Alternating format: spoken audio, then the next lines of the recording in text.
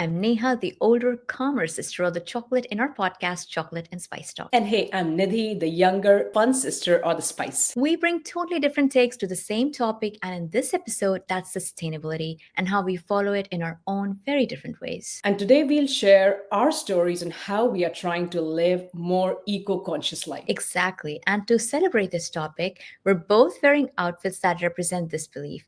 To describe for those who are listening in rather than watching, I'm wearing a shirt I bought secondhand from ThredUp, which is an online secondhand store. And also, this is a 100% cotton shirt from Theory. 100% organic cotton shirt would have been better as it's more environmental friendly. But since I bought this shirt secondhand, I'm extending its lifespan. Also, I'm wearing this necklace, which is handcrafted. I just really love it. I bought it on my travel to Yeah. yeah, thank you. I bought it on my travel to India from a small handicraft stall in Durgapur. This is made by artisans who get almost all the profit from the sale of this necklace. So it's handcrafted, locally bought, and sustains local industry. There's no way I can outdo you in this way.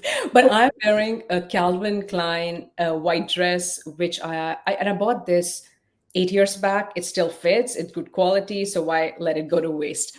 And I'm wearing silver hoop earrings, which actually you gifted it to me. And one fine day you said, I don't like it anymore. It's like, I love it, so give it to me. So I'm just the younger sister who's trying to catch up, and I'm learning from you, and I'm finding my own messier path. And I think that's the beauty of it. Like, we both share so many things.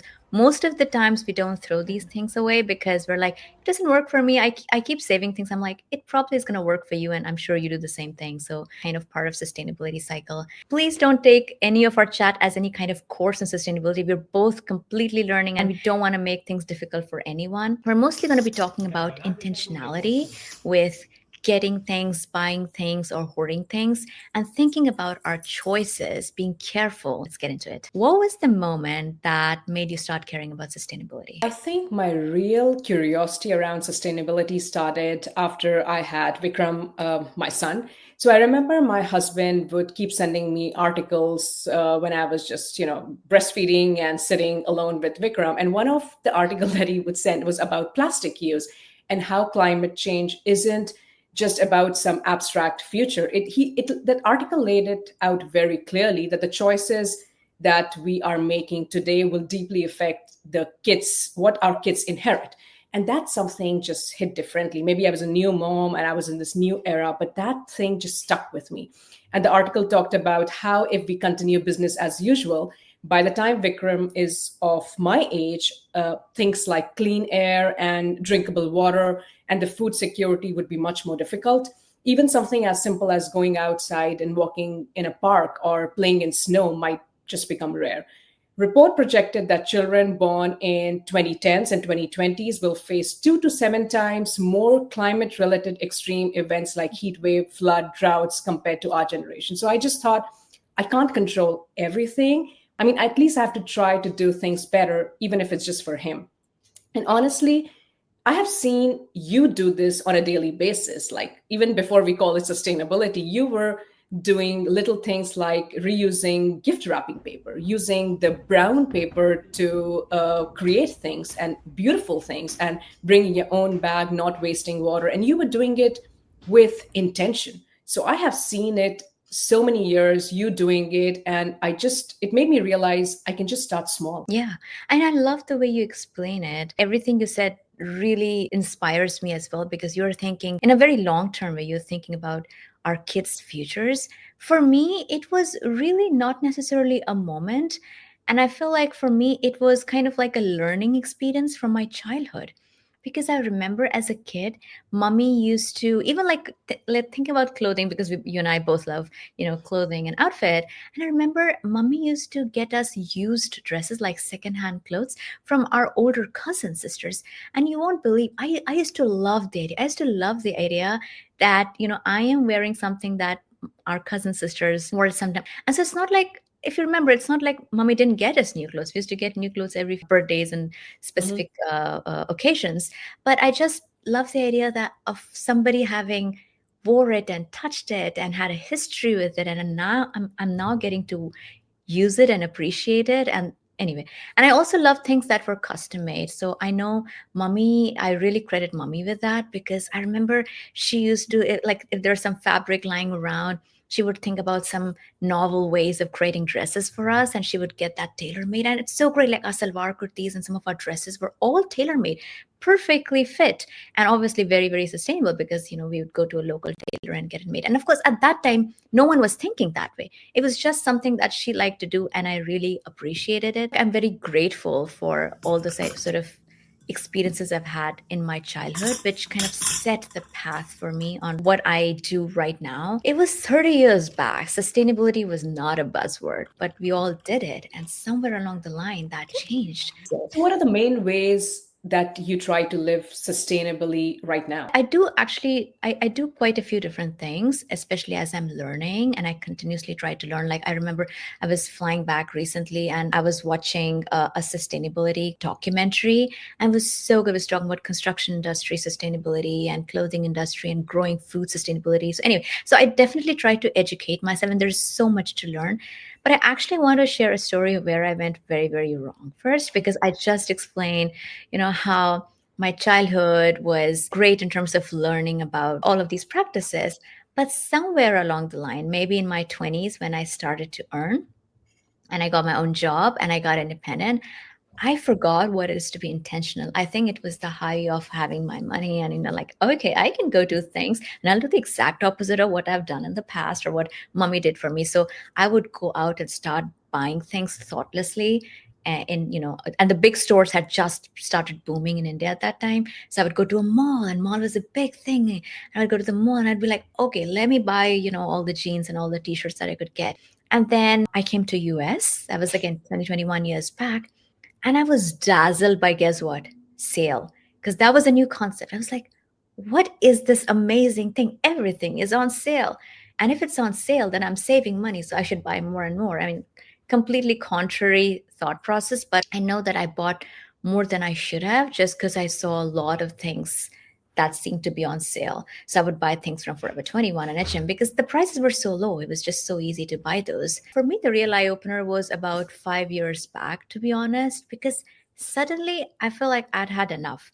I think one fine day I just opened my closet and I was like, it's too much. It's too much. And I had so many things that I had had from 15 years back or more. And they were all there and I was still buying stuff and it was too much. And that's when I realized I don't need these things. But then I started wondering, like, what do I do? I like to dress up. I want to be stylish in my own way, but I also want to be intentional on, how do I not buy? And then I discovered thrifting, and I discovered a site called ThredUp. For context, I'm in no way affiliated to it or sponsored by it. I just wanted to share. And there are many such sites, but this is a site I tend to use. So ThredUp is what kind of triggered my journey of buying kind of secondhand. It's an online thrift store where you can buy and sell secondhand clothing and shoes and accessories. It was founded in 2009, and its goal is to help prevent waste and support the circular economy of fashion by buying and selling pre-owned clothes. What I really like about this site is that it can help you, like it lets you determine the level of reusability that you're comfortable with. Like it has these ratings of excellent, kind of used, or almost good. And so you can determine, like, some things you may be comfortable with being more used than the others, and some things you might want a new tag with. So those things really help me. And now I know exactly what I want to buy and how I want to buy. So it really works for me. Also, I think it's also like a fun hunt, right? Because unlike big stores, it's not like you're going to get many different options. Like you have just one of that shirt. Like this shirt, there was just one of that shirt on ThredUp. And I like the fact that I was being intentional. I was thinking through it. I was really considering what's going to work. Yeah, that's my journey. But what about you? Yeah, I'm not there yet. I know you've explained to me the concept of thrifting. I'm not there yet, but at least what I'm trying to do, as you said, I'm trying to be more intentional and slowing down and asking myself, do I really need this? This simple question has saved me many impulse buy that used to happen too often. So I'm kind of now proud of it. This year, there's only one new thing that I've bought after donating 20 things that doesn't serve me any longer. So I'm also trying to build like a capsule wardrobe, which is full of high quality, breathable fabrics, like you mentioned, linen and cotton. And I'm trying to move away from polyester, that clings Yeah. to your body, feels so plasticky, Yeah. doesn't feel good at all. Also, one change that I've leaned into is I've started shopping local. So every week we go to farmers market, and all of our groceries we try to get it from the farmers market. We support local community, we support local farmers. I get to know where my food is coming from, and it's also obviously a very good learning moment for Vikram, our son.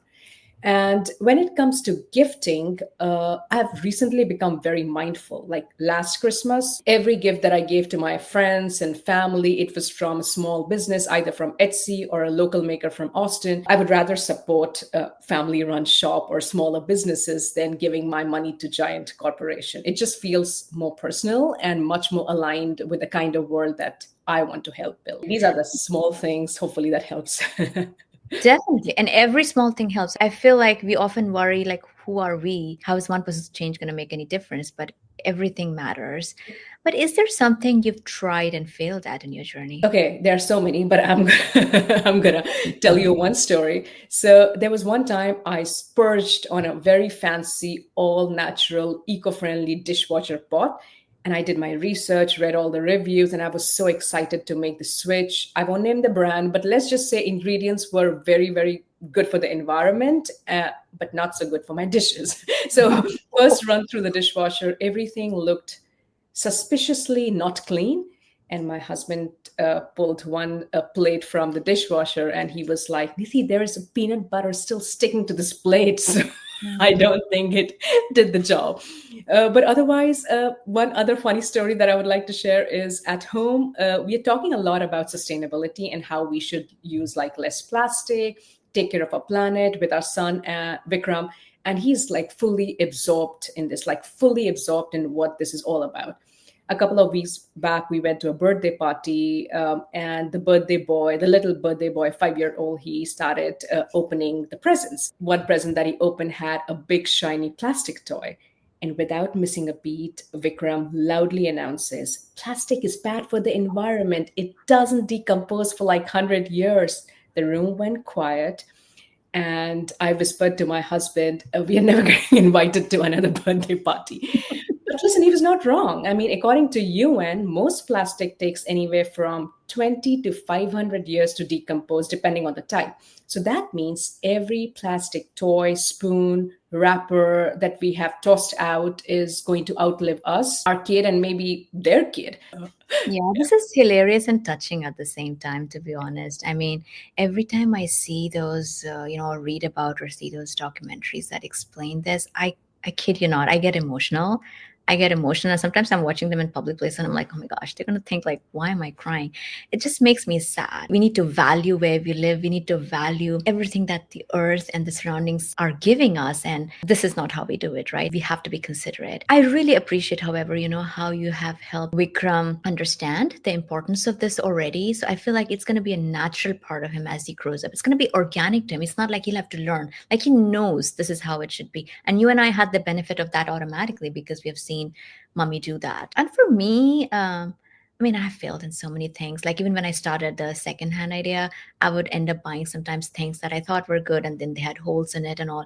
So obviously they cannot be used and I'd have to mend it or not use it, which was defeating the purpose. And then once I got into this journey of composting, which is a great thing to do, but it does take time and you do need to have some sort of expertise to do it successfully. And I think like for me it was that I didn't prioritize it, so I don't actually do it anymore. Also, I have this thing that I like to do things by myself, like with my own hand. I'm big on handicraft, and what it means is that because I will do everything by myself, I end up complaining more because I get tired. I don't have free time for myself. I know you try to give me a lot of advice, like calm down, relax, and I don't know how to do that.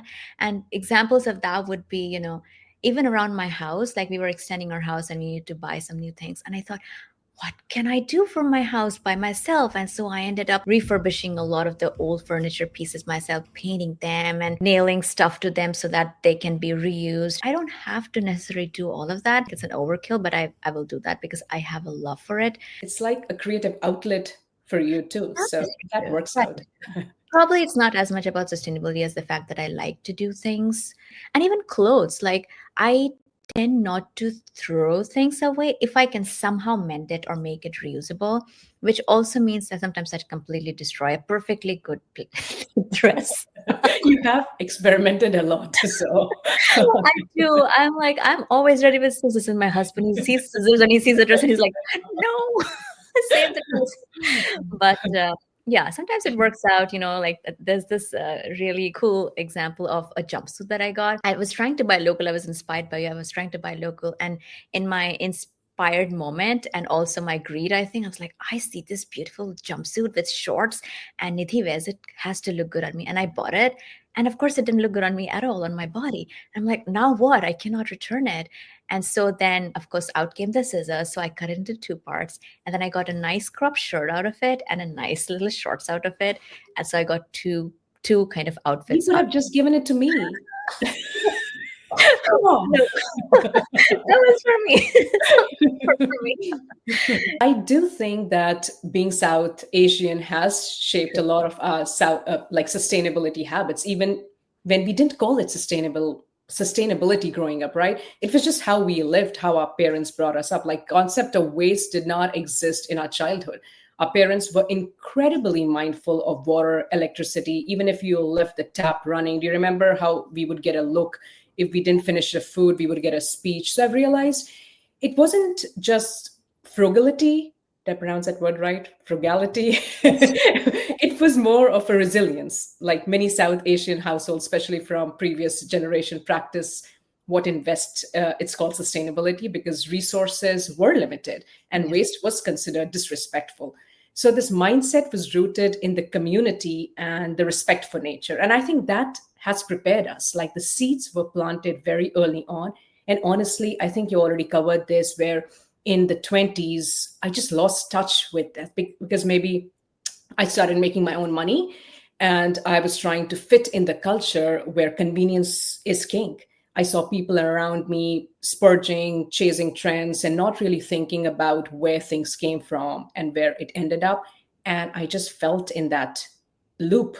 I just got caught up in consumerism and fast fashion, takeout containers. And I don't say that with shame. It's just being swept up with the world that tells you more is better. Does this shift for you, a lifestyle, make you feel emotionally better, or is it better for your mental health? It makes me feel very good. It makes me feel very good. And the things that you just said sort of reminded me a lot of things about our father, like our papa as well. Even today, he doesn't let things like he's very good with woodwork. If he sees a piece of wood that's thrown away, he'll figure a way out to use it. And remember when he had come to visit us in the US, he saw pieces of wood lying around in my backyard and he collected all of that. He's like, don't go buy anything. I will figure it out. And what he was trying to do is I had this bougainvillea that was growing everywhere. And I was like, what if I could get this canopy over my door? How nice would that be? It's like, okay, I'll make it for you. You don't have to buy anything. And he collected a bunch of pieces of woods just from my backyard. And he actually made me, a really, really sweet pergola kind of thing on which my bougainvillea could rest. And so yeah, those are things that make you feel like, you should also be very careful and intentional and thoughtful about everything you do. My problem, like I said, is I have a hard time throwing things that I really love and appreciate. So I love flowers, for example, and I have a hard time even when they dry up, I will keep them as dried flowers for as long as I can. And some flowers after drying will like they just start breaking out, then I have to throw them. And sometimes, I will do things like I will take their petals and I will put them under the pages of books and keep them and then look at them. So I mean, You made me do so many of those, keeping the petals, and then you would make me frame it. Like, what? An old piece of leaf and a flower? Is this really art? But you made it beautiful. It's still there. It looks yeah, gorgeous. I just love the idea. Like if you were see if I could show you my house, I'm surrounded by all these, old lavender flower and some of my old bougainvillea and roses that I've just kept. And I'm sure, like I tell my husband, don't touch that because it's going to break and fall apart. So that's another problem. But it gives me a lot of joy. It gives me a sense of contentment and peace that very few things give. because I just feel like I'm so close to nature, but also I feel like I'm close to everything and I'm appreciating it. The other thing is that research backs this up as well, right? Like sustainable and mostly minimalist lifestyle is actually linked to lower stress, reduced decision fatigue, and higher satisfaction with life overall. And the thing is, when you cut off what's excess for you, you make space for what really matters. I know. I know we've heard this, but now when you start doing it and you see these small changes, it is impactful. I feel more at peace. I'm not chasing any trends the way I used to. I wear the same clothes that I've worn multiple years because they fit and they're good quality. I don't do any summer wardrobe reset, and world didn't fall apart. Yeah, of So course.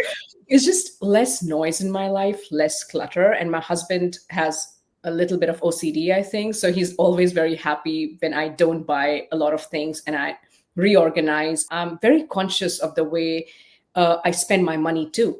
So it's like, where do I spend my money? How do I spend my money? And I'm also very proud that I'm teaching Vikram by example. So he has a little chore chart, and there's a little allowance at the end of the week. Mm. But the tasks aren't just cleaning, and they are also about mindfulness. For example, there are jobs to make sure the lights are off in the room where nobody's in there, and another job is sort things out before putting it in trash. And he also chose to donate a lot of Legos to the local Lego recycling center because he said somebody else can use it. So that really hits me emotionally. It isn't just about me anymore. These tiny habits and shifts are building a mindset in Vikram, my child, that values care and care for people, care for things, and planet. So that gives me hope. Yeah. Absolutely. It definitely makes you more creative. And also, especially for our kids, we are all lucky, very, very lucky to be born, fortunate to be born with plenty, right? Our kids are born with plenty. And then how do you figure out this is enough, right? Like that's a very hard thing for our kids to get. And so I'm so glad you're helping Vikram really understand that and really get it. And do you have any favorite low effort sustainability hack? One of my favorite recently is choosing low packaging or packaging free options. So I didn't even realize Amazon actually offers ship in few boxes or minimal packaging option. So I'm into that right now. And there are other brands like Groove, Blue Land, Package Free Shop that also ships in compostable or reusable containers. At home, I've shifted entirely to reusable things at home. So no more plastic wraps and foils. I use silicone stretch lids. I don't know if you've seen them. There's like beeswax wrap. Even stopped using disposable razors. And this didn't happen like just one fine day. This is like has become second nature because I put a lot of thought in it. And it happened like one by one. And then there are super simple things like planning errands together. It sounds so boring, but combining trips to save up time, gas, and stress. And it's not just eco-friendly. I just feel it's more mom friendly too, mom brain friendly too. So it helps me. Yeah, Yeah. yeah, What about and you? definitely, and I'm learning so many new things from you. I don't think I knew about all of those packaging things that you just mentioned, so I'm going to be more conscious of that. For me, I'm nowhere close to being as sustainable as I want to be. Like it is one of my goals to be more and more sustainable with time, but I don't want to overstress myself. I do avoid plastic in all forms if I can. And again, I'm not claiming that I don't use it at all. If I have to, I will use it, but like not buying polyester based things are important. And so anything I do buy, I'm conscious, like I'm aware. Like if I have to buy something from my house, like say a piece of furniture that will have some plastic in it, of course, it's required. I'm gonna buy it, but I am aware of my decision here. Like I said, I was extending my house. I needed to buy some new curtains, and I searched high and low because I have a very specific style in my house, and I'm very hard to please with what goes inside my house. Ask me about it, but yeah, it's like I'm so scared sending you any gift because you have very good taste. Let's just say. I don't know, it's just like something that it's just my own way of what I want to be surrounded with. Point being, now I decided I'm going to add sustainability to it. So now I have to find curtains the kind that I like, but they also need to be sustainable, like have like be made of linen or be made of a sustainably sourced cotton or silk. And so it took me a while and so many Excel sheets and a lot of research to be able to get it. But once I got it, it just makes me so happy. Like every single morning I will open my curtains, and every evening I'll shut my curtains because I just love the feel of it and I love how it looks. Another example I'll give for my home is I had to buy some carpets for my home, and so I decided I was going to try and buy as much of sustainable carpets as possible. And I found this brand called Revival. I think they're called Revival or Revival Rugs, and it's basically a brand for sustainable carpets. It's made of natural fiber, and they also have a lot of incredibly beautiful selections of one of a kind restored vintage rugs. So I got a few of them, and then I also got a few other rugs from Etsy. They were more used old carpets that were authentically handcrafted and restored. And I kid you not. I mean, I kid you not. I love these carpets. Again, if I had some pictures, I would probably add to We'll this post video. it on our website, but yeah. Yeah, I can post them on the website or YouTube, and they are so beautiful. They are vintage carpets. They are far, far, far more beautiful than my previous old machine made polyester carpets, which by the way I'm also still using. I haven't thrown them. I just needed more carpets. And these vintage handcrafted carpets are like classic beauty.